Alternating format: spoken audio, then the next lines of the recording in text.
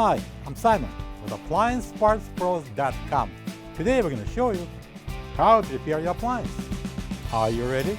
Remember, anytime you work on your appliance, make sure it's unplugged or the circuit breakers are off so there's no chance of electrocution. In this video, we'll show you how to replace the dispenser cap in the Samsung washer. It's going to be a very easy repair.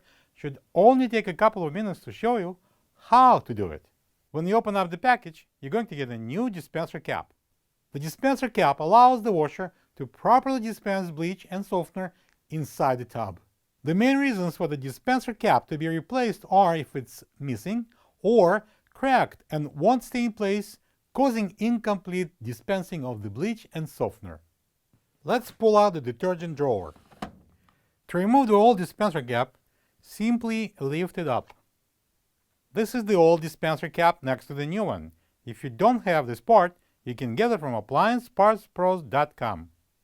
To install the new cap, we just simply place it on the top and press it down.